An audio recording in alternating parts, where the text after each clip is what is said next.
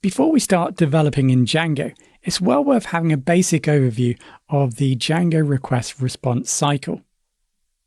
This diagram describes, in basic terms, the process, the steps of sending a request and returning data or a template from a Django application. This diagram starts on the left-hand side. We have a user who types in a domain name or an IP address into the browser. The browser creates a HTTP request and is then sent to the domain or the IP address of that particular website. So we send the signal across to the server. So here we have a server. A server might be, for example, popular server packages might include Nginx or potentially Apache. So this software here is going to capture this request and then inspect and then respond to that request. If the user requested a resource that's inside or the server is aware of, the server will then forward that information, in this case, over to our Django app. Now, there are many other steps here before we move on to what we are going to describe. But just to generalize, the Django app will inspect the data that's been sent by the browser. Now, what Django app was going to do first is inspect the URL. So the URL here we're describing as what the user has typed in to domain.com/help or whatever. And that's the URL. So Django is going to inspect this data that's been sent from the user and try and match a URL here to a URL that exists in a file called urls.py. So if a match is found, that will most probably mean that this user here in the browser has requested a resource from our application, from our Django application. Therefore, a URL is connected to something called a view.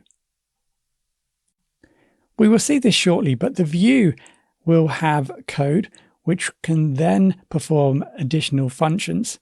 It may, for example, collect data from the database that is needed for the user to inspect a page. And then it also maybe collect other resources, images and templates, for example. So here we have a HTML template that comes back into the view and the database data. Maybe that gets put together onto the template and gets rendered. And then at that point, the HTML page is now ready to be sent back to the user. So once the template has been rendered here, it will then be sent back to the browser and then rendered into the browser. Thus, the user can then view the web page. If you're building traditional Django applications utilizing the templates, then this provides us a workflow in which to consider when developing a new resource. So let's imagine we're building a new web page. First of all, we need to build a URL. The user would type in a URL into the browser, and that would then need to be matched against this URL to then trigger the view and all the functionality that will provide. So we build a new URL first, and then potentially we then go ahead and start to build our view. The view will provide all the instructions in regards to the template that we're using, maybe the data that we need from the database, and then the template and the data can be rendered together and then sent back to the browser.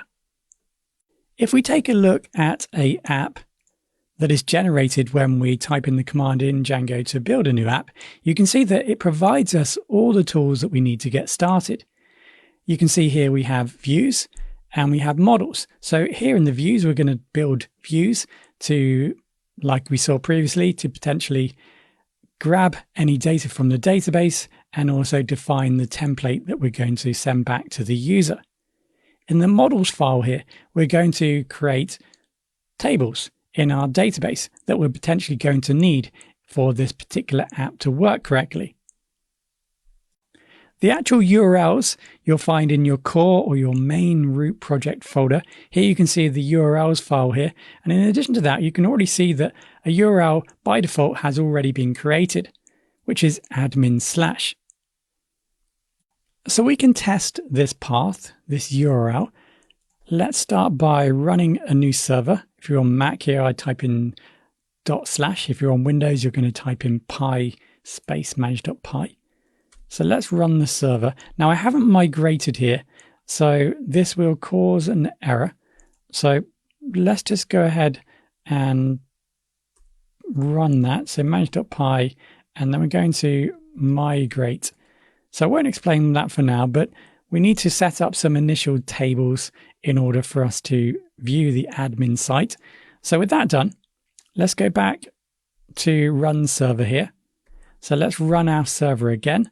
And now we can inspect this page and make this match. So then we're sent to this resource. So with the server running, I'm going to then type in at the end of my URL here /admin.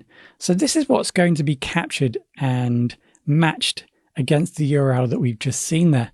And that takes me to the admin page, which is the admin site is a implementation that comes with the Django framework.